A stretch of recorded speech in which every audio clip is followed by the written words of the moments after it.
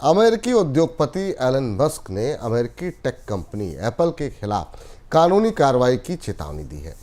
Musk ने Apple के साथ ओपन एआई की पार्टनरशिप को लेकर के निशाना साधा। मस्क ने कहा कि एप्पल का व्यवहार ऐसा है जिससे ऐप स्टोर पर ओपन एआई के अलावा कोई दूसरी एआई कंपनी नंबर 1 पर नहीं पहुंच सकती, जो कि एंटी ट्रस्ट नियमों का उल्लंघन है। सर, आखिर में इस पूरे झगड़े की, इस पूरे झमेले की वजह क्या है? क्या किस वजह से इस तरह के आरोप प्रत्यारोप लग रहे हैं?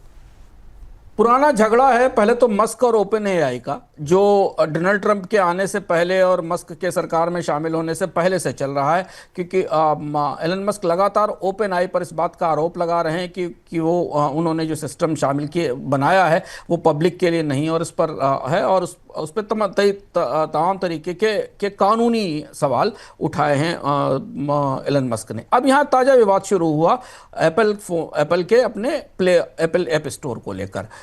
एप्पल ने अपने ऐप स्टोर पर एलन मस्क के ग्रोक, जो कि उनका एआई है, और एक्स, जो कि उनका शॉर्ट मैसेज प्लेटफॉर्म है, जो ट्विटर की जगह जिसका नाम जो ट्विटर का नया नाम है, इन दोनों को अपने ऐप स्टोर पर मस्ट हैव सेक्शन में नहीं रखा है, जबकि ओपन आई को उसमें रखा गया है। जब भी कोई मोबाइल फ़ोन कंपनी या मोबाइल फ़ोन प्रोवाइडर अपने ऐप स्टोर में अपने ऐप के ढांचे में किसी खास ऐप को वरीयता देना चाहता है तो उसे वो मस्ट हैव सेक्शन में लेकर आता है। और मस्क इसी बात पर नाराज है और उनका मानना है कि एक्स और ग्रोक दुनिया के सबसे अच्छे ऐप हैं, लेकिन एप्पल और ओपन एआई मिलकर उन्हें बाजार से बाहर करने की कोशिश कर रहे हैं। और जो एप्पल फ़ोन के उपभोक्ता हैं उन्हें वरीयता पर ग्रोक और एक्स में एक्सेस नहीं मिल रही है।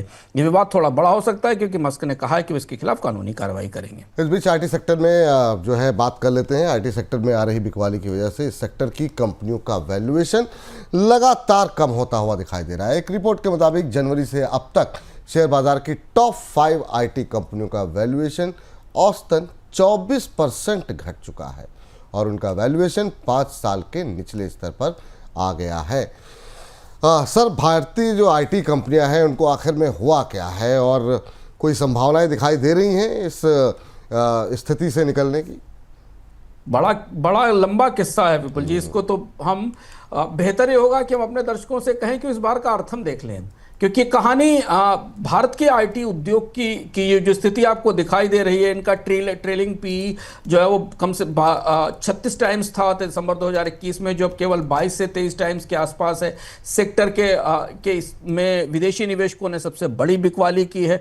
वैल्यूएशन में ज़बरदस्त गिरावट आई है। ये भारत की गोल्डन स्टोरी थी, भारत की सबसे सुनहली कहानी थी, जिसे हमने बढ़ते हुए देखा था और इसके पीछे एक विशाल शिक्षा ढांचा भी तैयार हुआ था।